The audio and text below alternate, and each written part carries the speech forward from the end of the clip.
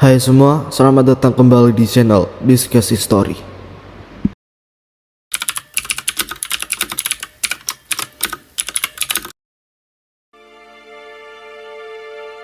Ilmu sihir telah dikenal sejak ribuan tahun lampau dalam sejarah manusia, dari Mesopotamia kuno, Mesir, Eropa, dan Asia. Bahkan aktivitas yang berkenaan dengan hal tersebut dikenal bahkan di kitab-kitab suci Abrahamik. Sihir pun dapat dijumpai di ayat-ayatnya.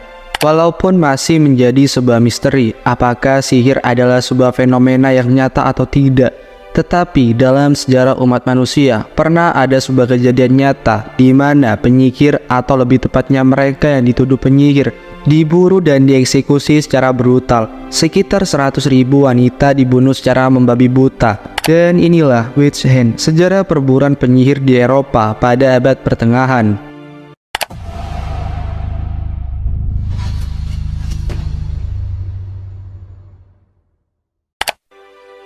Hampir bersamaan atau hanya selang beberapa tahun setelah Eropa mengalami sebuah penderitaan sebab wabah maut Black Death, terjadilah sebuah peristiwa yang menorehkan sejarah kelam dalam sejarah umat manusia. Ribuan orang, kebanyakan wanita, menjadi korban dari kegiatan berburu penyihir.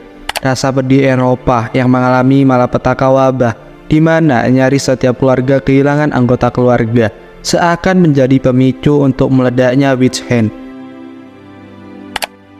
Pada abad pertengahan, kekristenan arus utama sebenarnya menolak keyakinan terhadap keberadaan penyihir dan ilmu sihir. Santo Agustinus menganggap kepercayaan semacam itu sebuah bentuk takhayul yang diperhatikan oleh orang-orang pagan. Pandangan ini diadopsi oleh mayoritas gereja pada saat itu, sehingga di masa tersebut orang-orang Eropa tidak perlu mencari penyihir atau menyelidiki tuduhan sihir. Namun pandangan ini seketika berubah tak kala kemunculan paham Katarisme yang mempunyai ajaran dualisme. Menurut aliran tersebut terdapat dua kekuatan supernatural di dunia, yaitu kekuatan Tuhan dan kekuatan iblis, yang selalu berkonflik satu sama lain.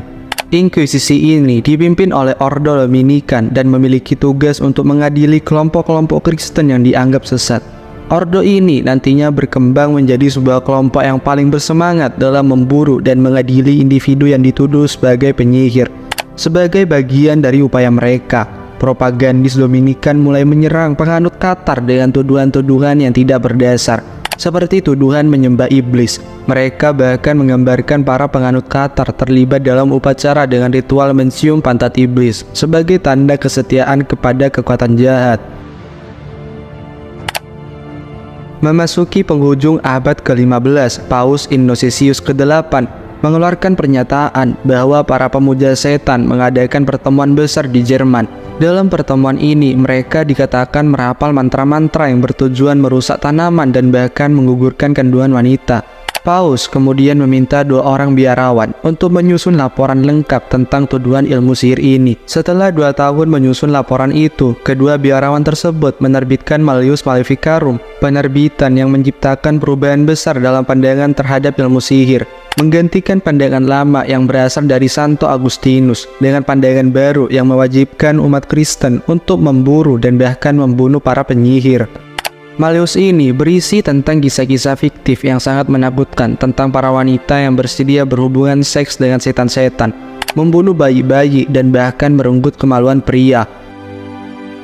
40 tahun kemudian, cetakan Malleus terus diperbanyak dan dijadikan pedoman dalam menentukan tindakan kriminal sihir. Buku ini sebagian besar berisi panduan yang sangat berlebihan bagi para hakim dan jaksa menuntut dalam menghadapi kasus-kasus ilmu sihir. Salah satu saran yang terdapat dalam buku ini adalah untuk menelanjangi setiap wanita dan memeriksa seluruh bagian tubuh mereka. Apabila ditemukan tai lalat, maka orang tersebut kemungkinan besar bersekutu dengan iblis. Selama 160 tahun, Eropa menyaksikan eksekusi terhadap 40.000 sampai dengan 100.000 orang yang dicurigai sebagai penyihir. Sekitar 80% dari mereka yang dibunuh adalah seorang perempuan. Pada tahun 1682, tepatnya di Prancis, seorang wanita pikun dari Bideford menjadi penyihir terakhir yang dieksekusi di Inggris. Beberapa kritikus menganggap tuduhan ini banyak memiliki kecacatan. Dimulainya abad pencerahan pada akhir 1680-an memainkan peran penting dalam mengakhiri pemburuan penyihir di seluruh Eropa. Era ini ditandai oleh munculnya penalaran empiris, skeptisisme, dan perhatian terhadap kemanusiaan, yang semuanya menggoyahkan kepercayaan pada takhayul yang dominan pada zaman sebelumnya.